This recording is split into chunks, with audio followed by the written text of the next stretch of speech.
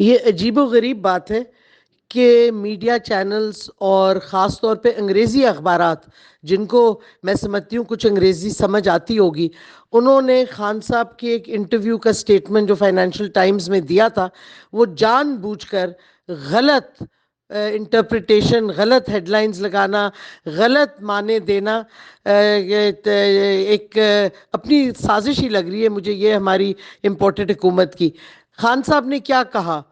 انہوں نے واضح طور پہ فائنینشل ٹائمز کو یہ کہا کہ یہ نہیں کہا کہ کنسپیرسی نہیں تھی، اگر آپ ان کی ریکارڈنگ دیکھیں کیونکہ اس کی ریکارڈنگ بھی اویلیبل ہے، انہوں نے کہا کہ ہوئی تھی، لیکن اب وہ وقت گزر گیا ہے، ہم نے آگے دیکھنا ہے، ہم فیئر اینڈ فری الیکشن چاہتے ہیں، ظاہر ہے ہم ہر ملک سے اچھے تعلقات چاہتے ہیں، لیکن ہم یہ غلامی کی ریلیشن شپ جو ہماری پچھلی حکومتیں کرتی آئی ہیں امریکہ کے ساتھ، بہت سول اور ملٹری ڈکٹیٹرشپس، وہ ہمیں نامنظور ہے۔ واضح طور پہ یہ الفاظ تھے کہ سازش ہو گئی۔ خان صاحب نے یہ کبھی نہیں کہا کہ سازش نہیں تھی، انہوں نے کہا سازش ہو گئی، لیکن اب ہم آگے بڑھ رہے ہیں، ہمیں فیئر اینڈ فری الیکشنز چاہیے،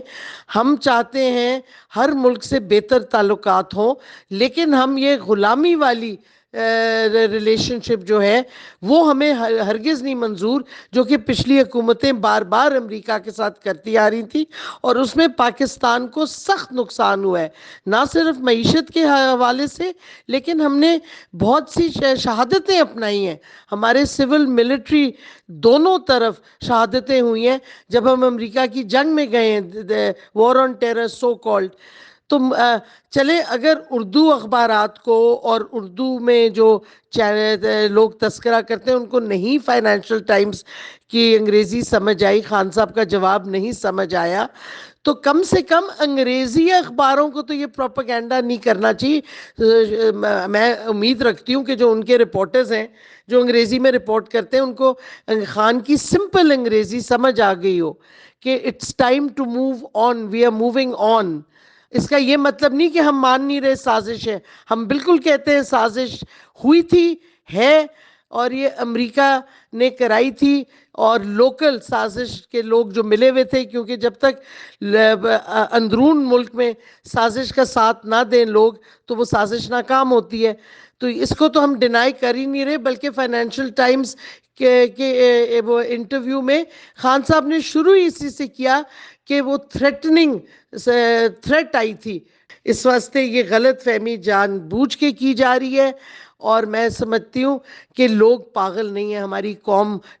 باشعور ہے، ہماری قوم کو سمجھ آ گئی ہے کہ سازش ہوئی تھی، اور اب ہم آگے بڑھ رہے ہیں، ہمارا لانگ مارچ ہے، حقیقی آزادی کا مارچ ہے، جس میں ہم فیئر اور فری الیکشنز چاہ رہے ہیں، صاف اور شفاف الیکشن، اور جلد ڈیٹ، یہ ہماری سنگل ڈیمانڈ ہے۔ اس واسطے میں سمجھتی ہوں کہ خدا کے واسطے اگر آپ اپنے آپ کو جرنلسٹ کہتے ہیں، صحافی کہتے ہیں، تو سچ تھوڑا سا تو بول لیا کریں۔ خان صاحب 26 سال سے کہہ رہے ہیں کہ ہمیں غلامی کی ریلیشن شپ کسی ملک کے ساتھ نہیں چاہیے،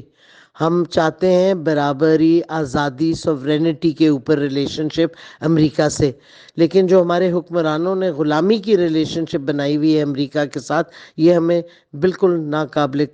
قبول ہے۔